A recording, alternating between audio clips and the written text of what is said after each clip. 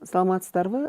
Сыноо жүгүртүү ыкмаларынын дагы кезектеги үлгүсү бул кошуу, кемитүү жана кызыктуу деп аталат.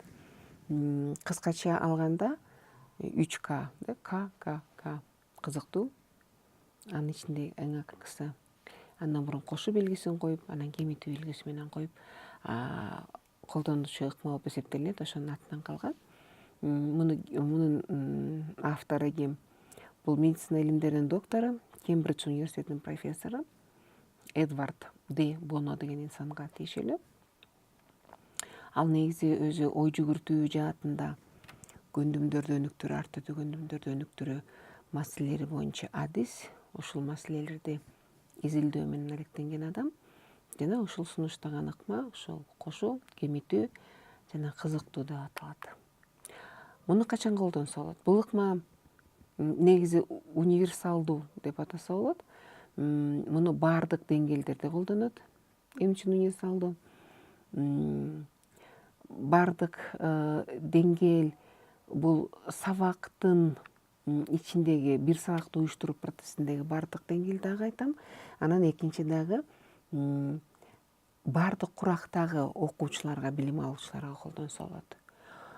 Баардык сабак, илим жагынан мындай билим деңгээли, тажрыйба деңгээли түрдүү болсо дагы башталгычында болобу, эң башында аябай жакшы билген деңгээлде болобу, баардык деңгээлде муну колдоно берсе болот. Жана албетте муну түрдүү сабактарда, гуманитардык сабактарда дагы, жанагы так илимдер дейбиз, ушул сабактарда дагы баардык сабактардын ичинде бул ыкманы ийгиликтүү, аябай жемиштүү колдонуп кетсе болот. Бул 3К ыкмасы эмнени берет? Биринчиден, бала текстти окуганда ошол текстке карата текстти өзү аркылуу өткөрүү, өзүнүн жеке сезими, өзүнүн эмоциясы аркылуу өткөрүү да, жөн гана окуп ушундай экен деп кабыл албастан, ага өзүнүн чыныгы болгон мамилесин калыптандыруу ошогочу, өзүнүн көз карашын, ошол текстте айтылган нерсеге болгон көз карашын жагабы, жакпайбы, ушу керектүүбү, кереги жокпу, ошону дагы мындай баалап окуганга үйрөтө турган ыкма да. Себеби биз аябай көп жолу айтканбыз бул жөнүндө. Азыркы кезде түрдүү маалыматтар көп. Баардык эле маалыматтар пайдалуу, жакшы, жагымдуу, туура деген жагынан баардыгы электен өтүп анан бизге жетпейт. Себеби интернет аябай көп жана ар түрдүү булактар көп. Ошондуктан балдарды кичине кезинен баштап эле азыркы кезде жаштарды дагы алган маалыматтын баарын, баардык уккан көргөнүн баардыгын тең өзүнүн ички сезими аркылуу өткөргөндү үйрөтүш керек да. Сыноо жүгүртүү дагы буга албетте тыгыз байланышкан. Мага керекпи деген маанидә, мунун кандай мага пайдасы бар? Ушул мага жагабы, ушул мени кандай маана жаратып атат, ушул менен андан ары алып кетемби, ушул керекпи деген сын баа менен кабыл алуу азыркы кезде өтө маанилүү болуп эсептелет. Ошондуктан мугалимдер өзүнүн сабагынын чегинде кичинекей текст болобу, чоң текст болобу, математикабы же географиябы же коом таануубу же тарых сабагыбы, баардык сабакта кенедей болсо дагы, үзүндүү болсо дагы ошону бала окуп, өзү аркылуу өткөрүп, ошону сын баа менен берип кабыл алып окуганга үйрөтүү. Бул болочокто турмушта дагы балдардын баардык өзлөрүнө келип түшүп аткан маалыматты мындай баалап таразалаганга үйрөтөт. Бул аябай жакшы болуп эсептелет да. Экинчи дагы нерсе бул эмнелерди берет дегенге дагы нерсе бул талдоо. Баа берүү, биз талдоо аркылуу баа беребиз.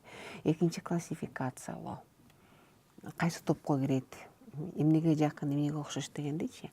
Анан дагы эң башкысы ушундай баалоо аркылуу мындай маалыматты так кабыл алуу, эч бурмалоосуз кабыл алуу.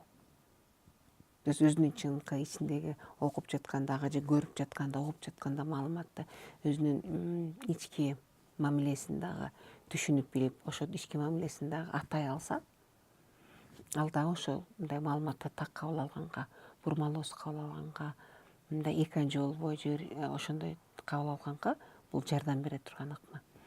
негизи практикада колдонуп көрсө болот. Себеби муну бир нече жолу колдонгон мугалимдер негизи педагогиялык практикада алардын айткан пикирлерине эгерде таянсак, бул аябай так аткарганга жардам бере турган нерсе, балдардын жообун так билгенге жардам бере турган нерсе да. Балдар ушуну түшүнүп атабы?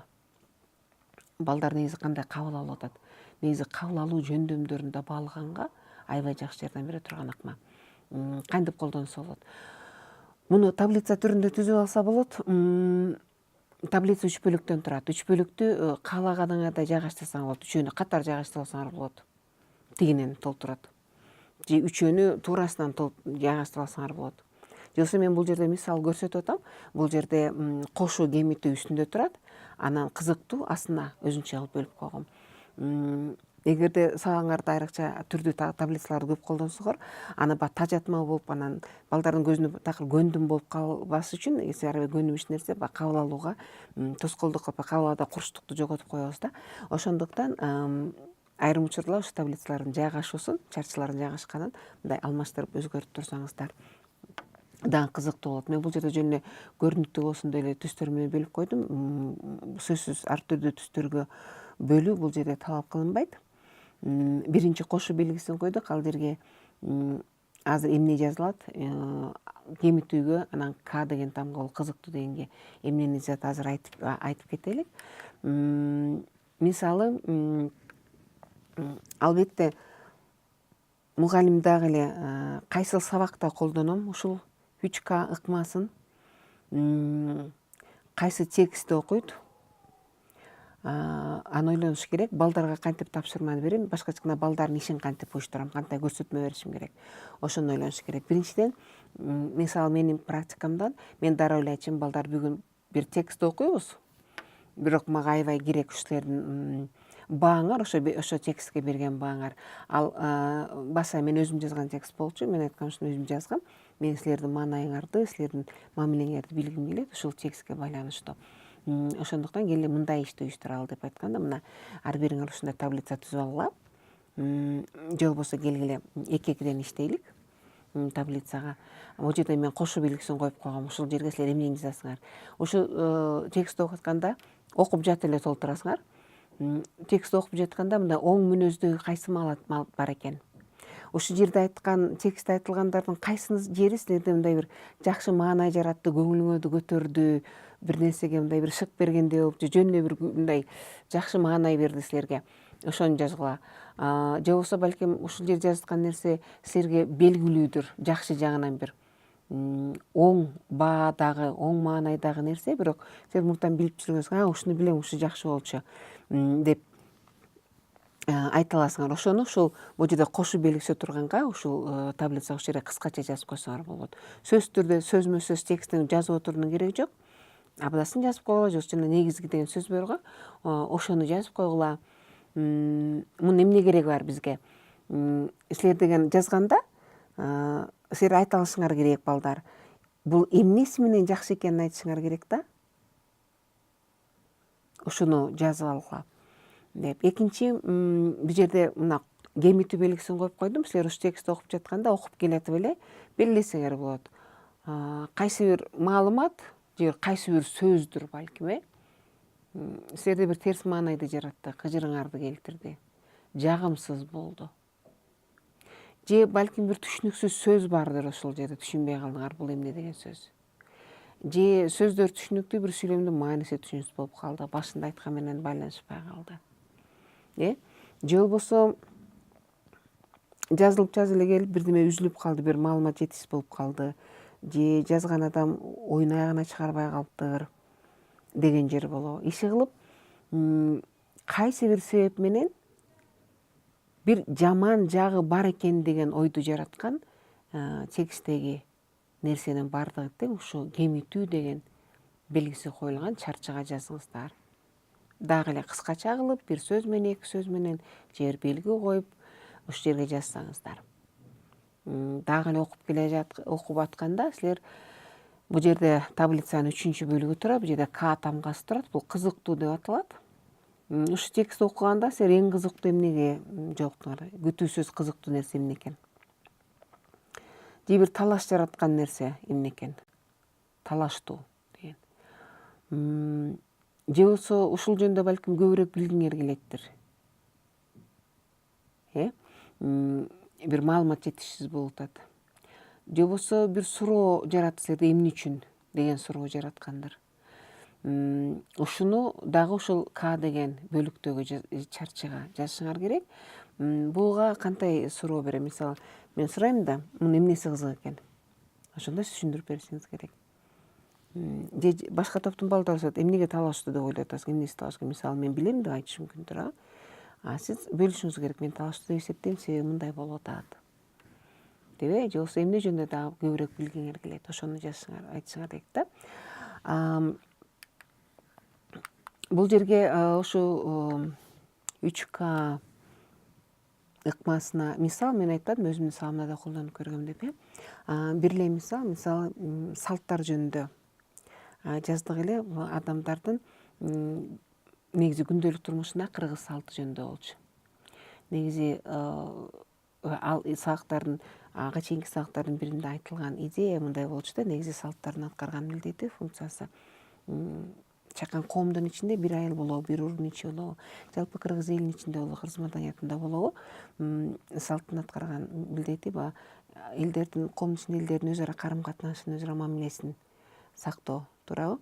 Мындай адамдын, коомдун коом болуп жашашына мындай өбөлгө боло турган, ошонун өзөгү болгон факторлордун бири бул салт, туурабы? Анан бир текст жазгам биздин айылыбыздагы эле бир апабыз жөнүндө. Уулу жок, ата экөө баласы жок өтүп калышты. Анан караган кезде баягы айылда баа салып бар, мындай жамандык жакшылык болгондо келиндер чуркап оокат кылат, жаш балдар самар коет, колгосу оят дегендей. Анан ошо Батма апа улгайып эле калган киши, 60-тан ашкан, 70-тердеги киши, келиндер менен кошо чуркап самовар коюп, келиндер менен кошо чуркап идиш жууп ушунча эле да.